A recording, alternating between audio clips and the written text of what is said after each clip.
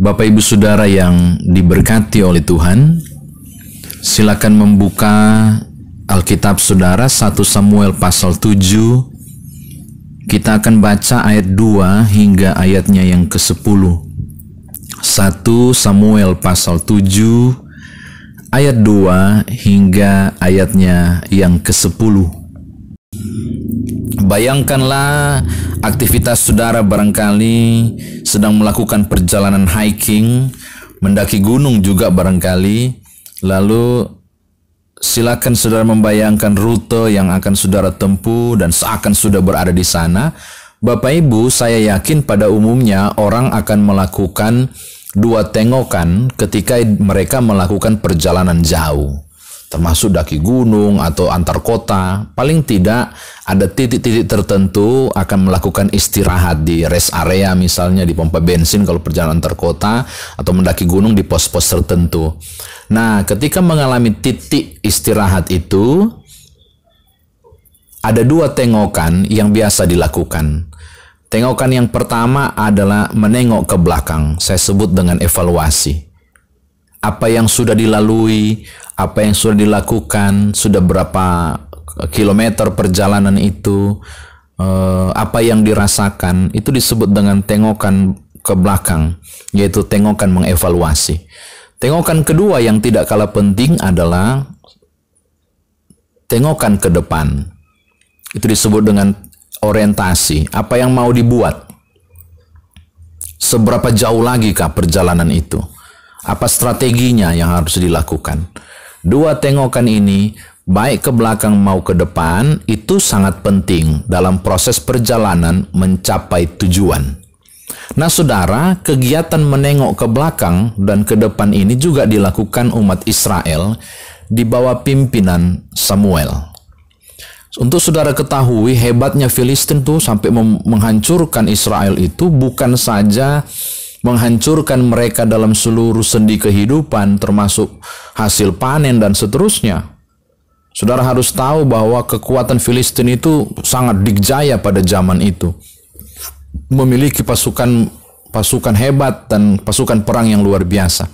Tapi bukan itu persoalannya. Hal yang paling mengerikan adalah secara rohani, secara spiritual, Israel pun hancur. Mengapa? Sebab tabut perjanjian, simbol kehadiran Allah, berhasil direbut. Saudara bisa bayangkan, simbol kehadiran Allah loh, tabut perjanjian itu, nggak ada di tangan mereka lagi.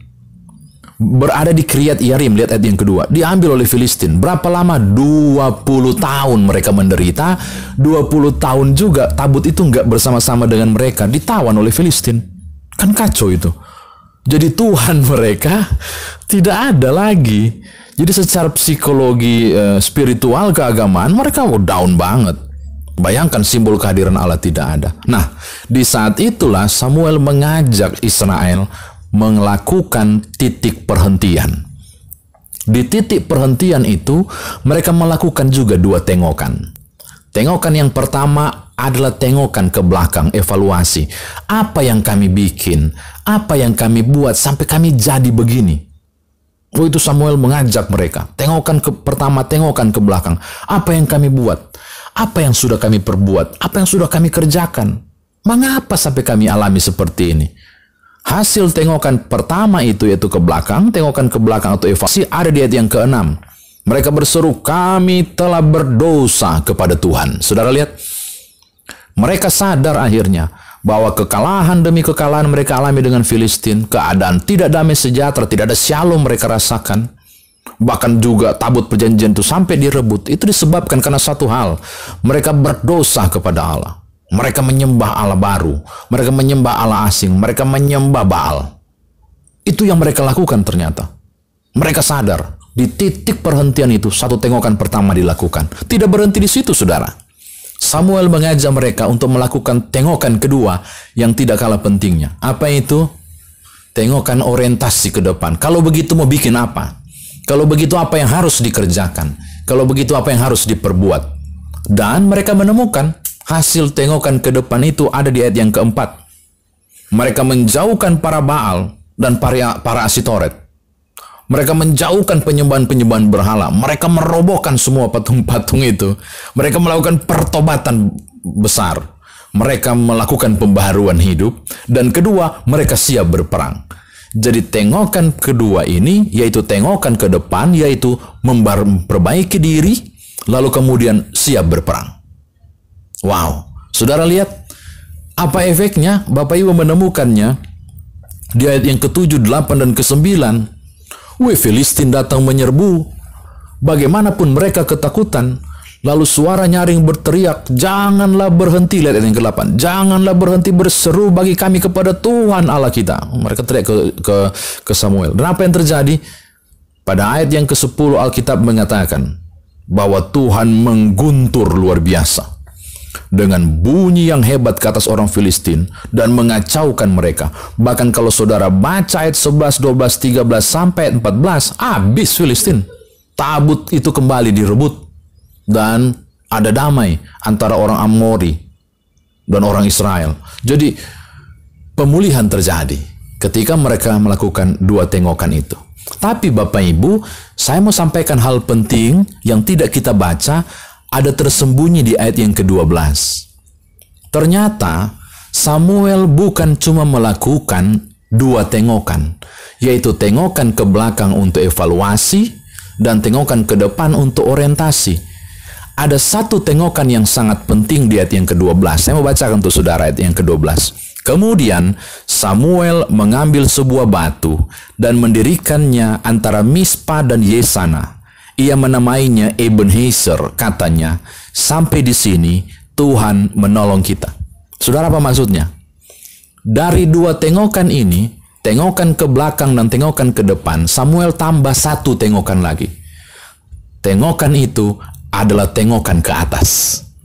Menengadah ke atas dan meletakkan sebuah batu dan berkata Ebenezer. Sebenarnya terjemahan Ebenezer bahasa Ibrani ini secara literal begini. Ternyata sampai di sini Tuhan masih sertai. Ebenezer itu adalah suatu pengakuan. Menengok ke atas dan buat pengakuan. Kami ada sampai di sini karena Tuhan. Secara tidak langsung, Ebenezer adalah tengokan ke atas yang berarti tanda syukur. Syukur orang masih disertai oleh Tuhan. Syukur ada Tuhan. Jadi tengokan ke atas tidak kalah penting, yaitu pengakuan tentang Allah yang terlibat di perjalanan mereka, di balik dua tengokan yang mereka lakukan. Jadi tengokan ketiga ini, tengokan yang sangat penting, tengokan pengakuan, tengokan syukur bahwa sampai di sini Tuhan masih menyertai. Bapak Ibu, saya kira demikian firman Tuhan ditafsirkan bagi kita. Nah, sekarang bagaimana kita mau bawa dalam kehidupan beriman kita saat ini? Apapun yang sedang saudara alami saat ini, apapun yang sedang saudara lakukan dan jalani, saya mau bilang begini kepada Bapak Ibu, hidup ini adalah perjalanan, bagaimanapun tidak. Hidup ini adalah perjalanan. Hidup ini adalah suatu pendakian. Engkau punya target dan saya pasti menuju puncak. Jadi karena hidup adalah perjalanan, maka mesti jalani. Nah, di saat menjalani itu, saudara akan mengalami beberapa titik perhentian. Ada banyak titik perhentian sebenarnya yang bisa saudara lakukan di momen tertentu. Salah satunya sakit. Sakit itu adalah titik perhentian sebenarnya. Ketika saudara menengok ke belakang, kenapa sakit? Lalu apa yang harus saya bikin supaya sembuh? Itu titik perhentian. Saudara ulang tahun, bersyukur dengan ulang tahun, itu juga titik perhentian. Nengok ke belakang apa yang sudah saya jalani sekian tahun hidupku, dan nengok ke depan apa yang harus saya buat dalam hidupku. Apapun, di momen-momen tertentu, di corona ini pun, di COVID-19, menurut saya adalah tepat untuk membuat satu titik perhentian dan membuat dua tengokan. Tengokan ke belakang dan tengokan ke depan. Apa yang terjadi sebenarnya? Mengapa sampai jadi begini? Apa yang sudah saya alami dan seterusnya. Lalu langkah ke depan bagaimana supaya survive? Silakan buat dua tengokan ini. Tengokan ini sangat penting untuk kelangsungan kehidupan. Tapi saya mau kasih tahu Bapak Ibu yang tidak kalah penting. Selain engkau mengevaluasi tentang perjalanan hidupmu, memanage luar biasa, hidup dalam bentuk evaluasi diri, dan membuat orientasi dengan persiapan yang matang untuk maju ke depan. Selain menengok ke belakang dan maju ke depan dalam tengokan saudara, engkau membutuhkan satu tengokan yang tidak kalah penting. Tengokan ini adalah tengokan menengadah ke atas. Buatlah suatu pengakuan. Letakkanlah suatu batu Ebenezer dalam hidup saudara untuk menengadah ke atas dan berkata, aku sampai di sini dan keluargaku, bukan karena kuat dan gagahku, tapi karena Ebenezer. Sampai di sini Tuhan masih menyertai kami sekeluarga. Tengokan ke atas adalah suatu bentuk pengakuan, bukan saya, tapi karena Tuhan. Karena anugerahnya, maka aku masih di sini. Tengokan ke atas adalah rasa syukur untuk mengembalikan segala hormat dan pujian itu hanya bagi Tuhan di setiap perjalanan kehidupan. Maka tengokan ke atas juga menjadi proklamasi saudara kepada banyak orang. Di jatuh bangun hidup saya, di dua warna kehidupan, di senang dan susah. Kan Daud bilang toh, ada dua warna kehidupan, padang rumput dan lembah kekelaman. Dia bilang ada Tuhan. Maka saya mau katakan hal yang sama. Di dua warna kehidupan saudara,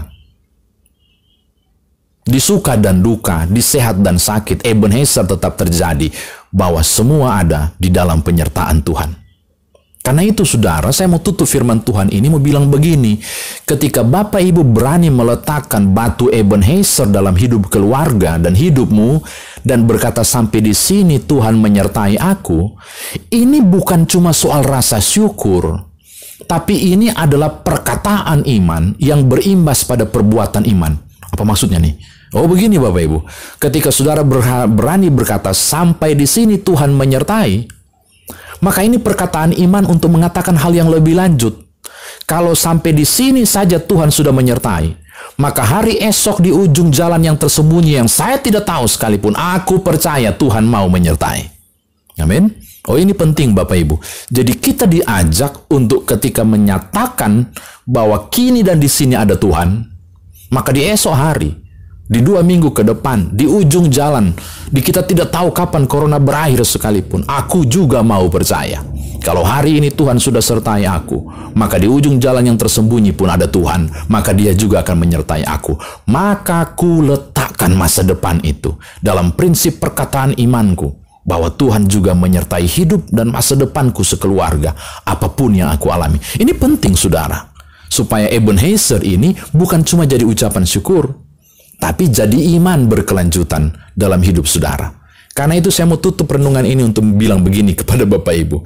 Selamat menjalani kehidupan, selamat mengalami titik perhentian, jangan lupa tengok ke belakang untuk evaluasi, jangan lupa buat perencanaan untuk orientasi ke depan, tapi jangan lupa tengadah ke atas untuk melibatkan Tuhan dalam perjalanan hidup saudara.